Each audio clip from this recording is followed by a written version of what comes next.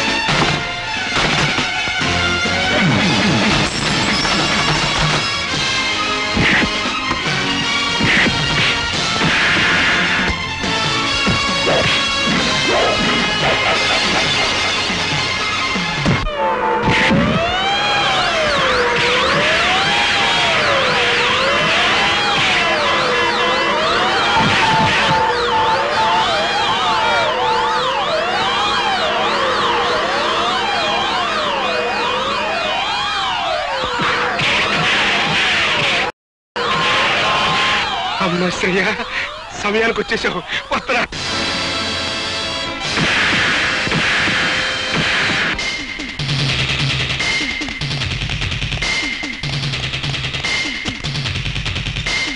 పోయి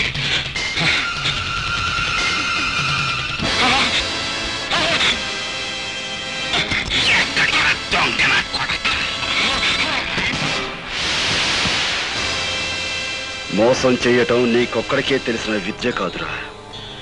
అదే మోసానికి నేను దిగజారితే నీ బతుకు చూస్తుండా.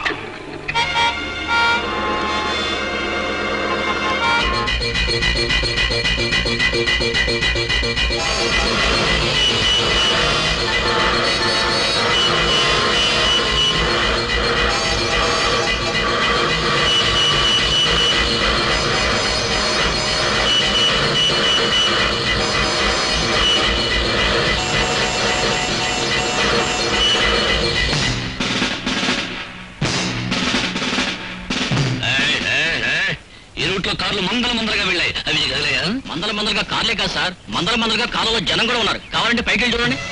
కారులో మందల మందల జనం ఉన్నారు.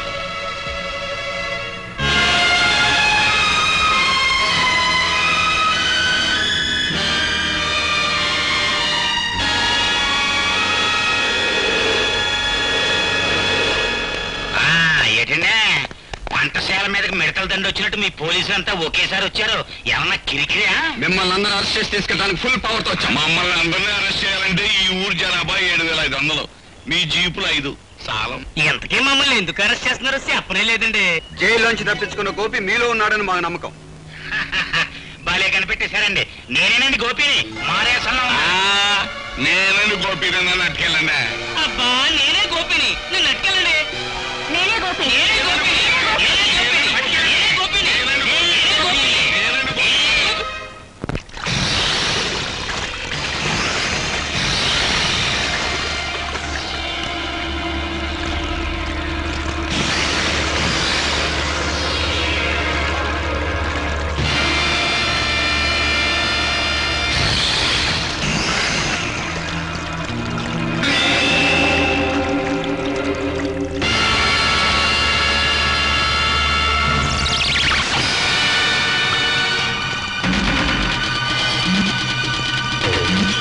ఇంతవరకు అది కేవలం ఇసుక బస్తా మాత్రమే. ఈ క్షణం నుంచి అది నీ ఆయుర్దాయం. అందులోని ఇసుక కిందకు రాలటం అంటే క్షణ క్షణం నీ ఆయుర్దాయం తరిగిపోతున్నట్టే లెక్క.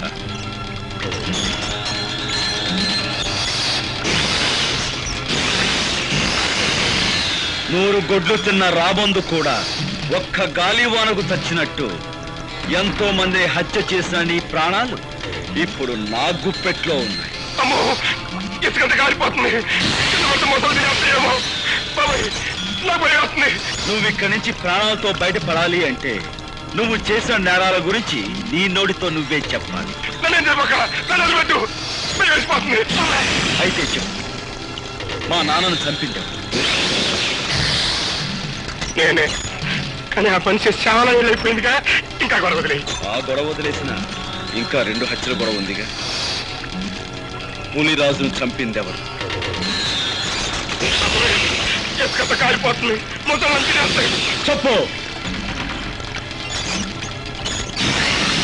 బాబోయ్, పులిరాజును చంపిందెవరు? గారి పేక మీద కాలేసి తొక్కి చంపింది నేనే. కానీ అలా తొక్కమని చెప్పింది, నా చేత తొక్కిచ్చింది ఆయన రాత్రిగడే. మా అమ్మమ్మని, అదే నీ కన్న తల్లిని. మమ్మల్ని చంపని చెప్పింది, చంపించింది కూడా ఆశ్రయగడే.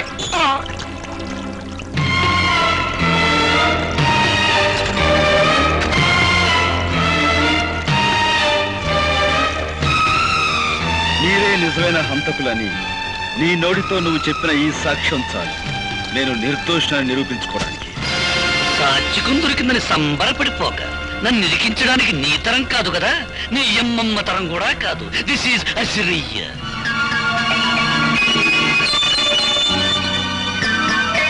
సమయానికి వచ్చావు. నాతో మన రహస్యాలన్నీ చెప్పించేసి ఆ టేప్ రికార్డులో రికార్డింగ్ చేసేశాడు. వాడు రికార్డింగ్ చేస్తుంటే నువ్వు డాన్సింగ్ చేస్తున్నావా? గురికము ఎక్కాల్సాడు ఉసుకుని బెదురుతుంటే నువ్వు చేసిన మద్దలో నాకు బాగుందన్న సంగతి నీకవుడు చేస్తావా? పాలకోవా నాయాలా.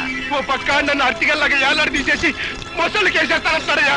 నిన్ను మోసాళ్ళకేసే ఛాన్స్ ఆడికెందుకు ఇస్తాను? నేనే వేసేస్తాను.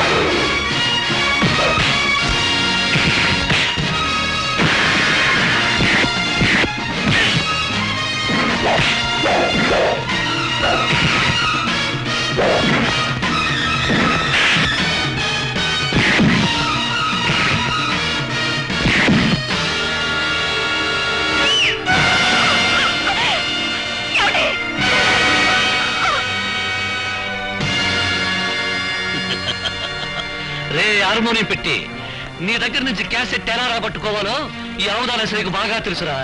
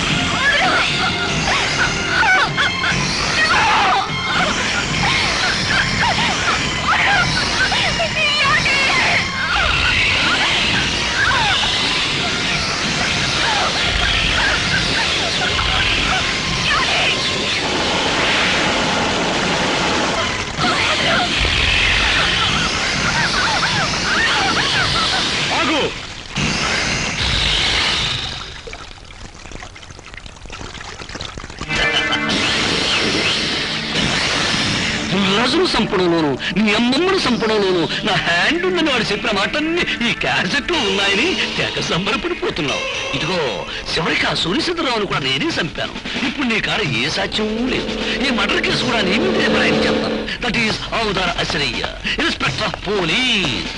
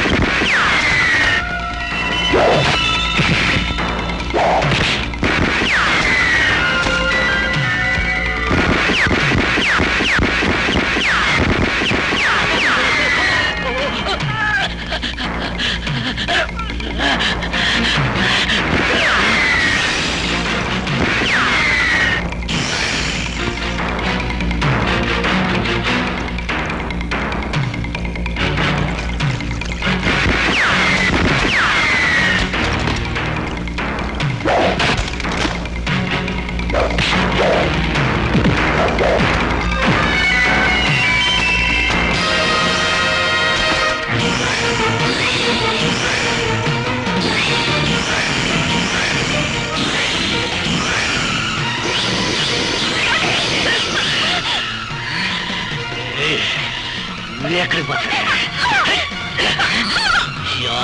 అసలు చేసేది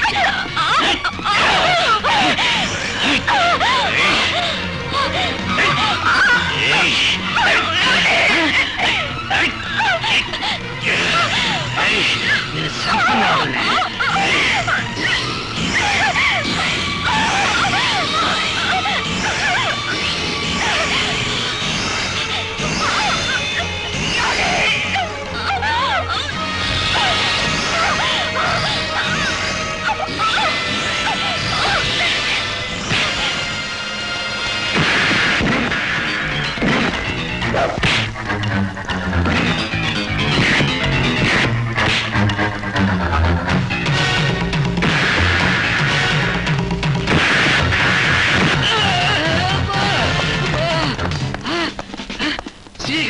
నమస్తే అబ్బా మన బెటాలియన్ వచ్చేసారన్నమాట సార్ యువతల వ్యక్తి ఆ హంతకుడు పట్టుకున్నాను అది హంతకుడు అరెస్ట్ చేయం వెరీ గుడ్ చాలా మంచి పని చేశారు మన డిపార్ట్మెంట్ కి మంచి పేరు తీసుకొచ్చారు సార్ ముందు ఇన్స్పెక్టర్ అసిరేను అరెస్ట్ చేయండి నేనే తప్పు చేశాను సార్ నన్ను అరెస్ట్ చేస్తున్నారు నువ్వేం తప్పు చేశావా నీకంటే ఆ గోపి చాలా తెలియనివాడు నువ్వు ఈ మాట అంటావుని చెట్టుకో మైకు పుట్టుకో స్పీకర్ అరేంజ్ చేశాడు